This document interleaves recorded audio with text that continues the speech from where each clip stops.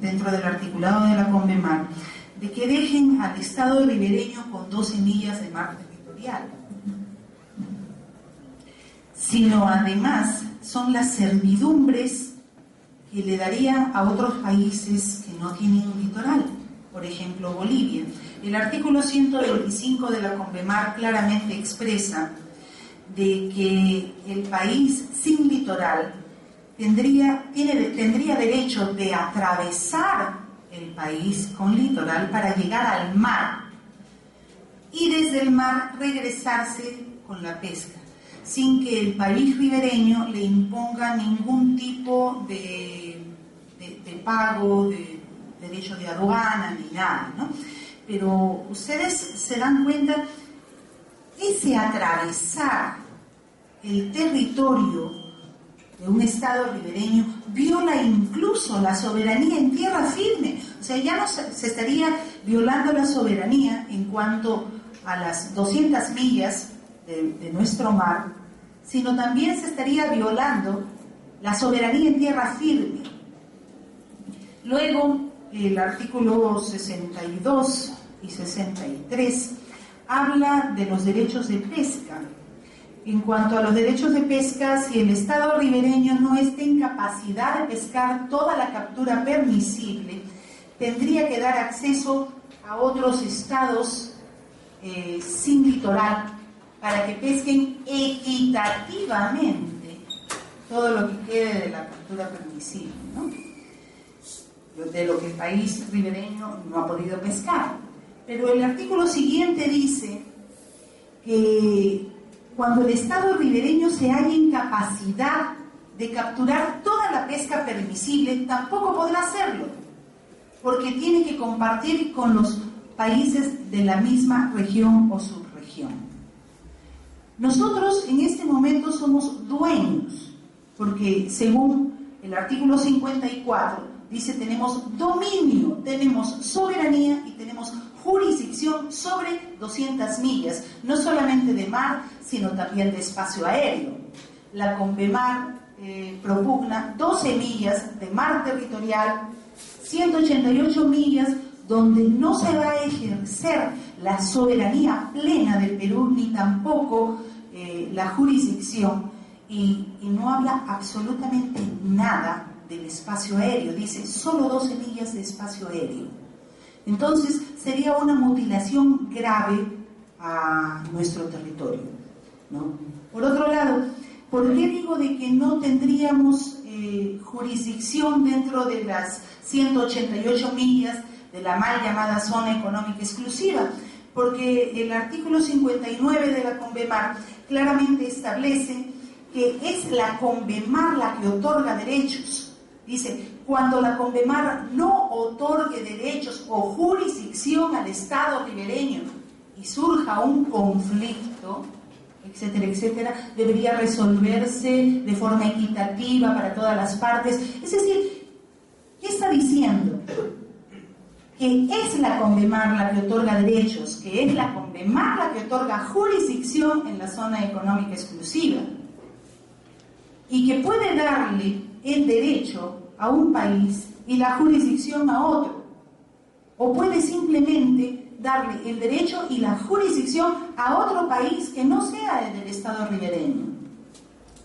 En consecuencia, pues, si nosotros no vamos a poder aplicar el dominio, la soberanía y la jurisdicción que está consagrado en el artículo 54 de nuestra Constitución sobre nuestro mar y sobre nuestro espacio aéreo, entonces, bueno, ¿qué nos quedaría? Ya no sería nuestro. Lo decía el embajador Alfonso Benavides Correa, que en paz descanse, adherir a la CONVEMAR sería constituir un delito de traición a la patria. Gracias.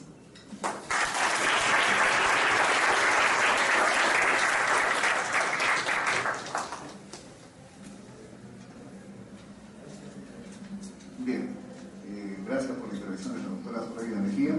Seguidamente vamos a dar el uso de la palabra al señor embajador Eduardo Carrillo, quien abordará el tema jurídico al respecto.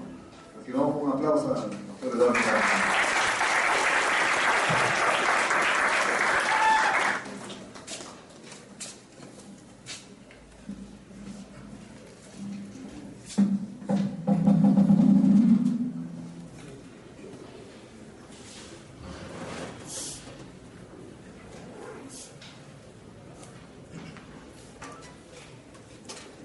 Muy buenos días a todos. Doctor Waldemar Espinosa Soriano, que es decano y profesor principal.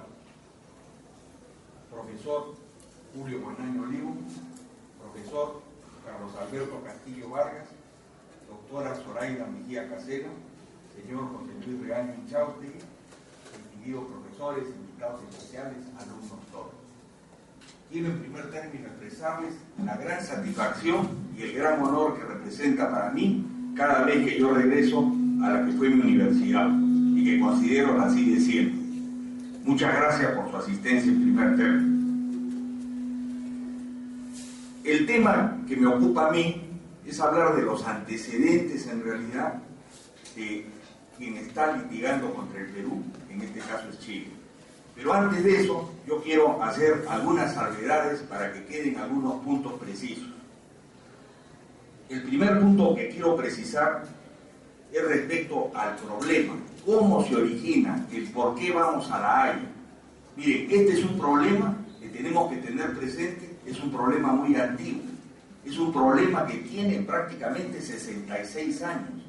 Esto se origina con el Decreto Supremo de 1947 dado por el presidente Bustamante Rivero, siendo su ministro de Relaciones Exteriores García Sayán, cuando el Perú sale en defensa de sus 200 millas, pero menciona los paralelos como un posible límite en la zona sur con Chile. Pero este es un decreto supremo, es el decreto 781 de agosto de 1947, o sea, estamos hablando, repito, de 66 años, ¿no? Y si bien en ese momento no se pensaba en lo que eran las fronteras marítimas, porque no era esa la finalidad era hacer frente a la depredación pesquera que se decide en los mares del Perú, por las grandes flotas extranjeras, léase Onassis y otros más. Entonces la idea era hacer un frente en el Pacífico para defenderse de esa depredación. No era un tratado de límites, ni mucho menos, ni nada que tuviera que ver con los límites, pero se cometió el error de mencionar los paralelos al sur. Error que fácilmente pudo ser corregido, porque estamos hablando de legislación positiva interna del Perú. Ni siquiera había que derogar el Decreto Supremo 781, era simplemente modificar esa parte en que se mencionaban los paralelos. Pero ¿qué cosa ocurre? Que desde esa época Chile se aprovechó de esa situación.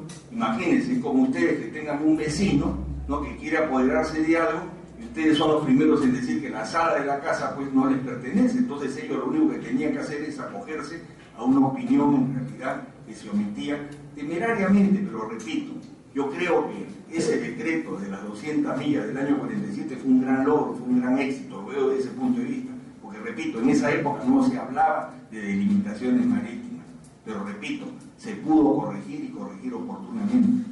Pero ¿por qué no se corrige? En esto voy a ser un poco duro y asumo la responsabilidad de lo que digo. Y lo digo por más o menos la experiencia y los años que he tenido yo de ver las cosas, ¿no? Miren, no se hace por ignorancia, no se hace por cobardía y no se hace posiblemente también por intereses económicos, porque no se atienden los pedidos de los pescadores artesanales que desde esos años reclaman, porque empiezan a ser detenidos por las autoridades chilenas. Entonces, ese problema, como muchos de los que tenemos en el Perú, no lo sabemos resolver o no lo queremos resolver en el momento. Entonces, además de eso hay negligencia. Pasa el tiempo y luego, por supuesto, ya con un sector marítimo ocupado por los chilenos, la pregunta es quién lo saca, ¿correcto? Ahora, eso no significa que eso derive en derechos, hay que tener eso muy en claro, más aún cuando se trata del derecho marítimo, por el sentido, el hecho de ocupar espacios marítimos indebidamente no genera situaciones para poder reclamar soberanía sobre esos espacios. Una prueba de ello ha sido el fallo ese reciente en el caso de Colombia con Nicaragua. Espacios marítimos que ocupaba Colombia han sido reconocidos en Nicaragua, ¿correcto? Entonces eso es lo que nos salva. Por supuesto que también existe el derecho consuetudinario, que ese es otro problema, y es el derecho de los países anglosajones, ¿no? En el sentido que la costumbre prevalece sobre el derecho positivo. Pero repito, este es un problema que nosotros pudimos corregir oportunamente.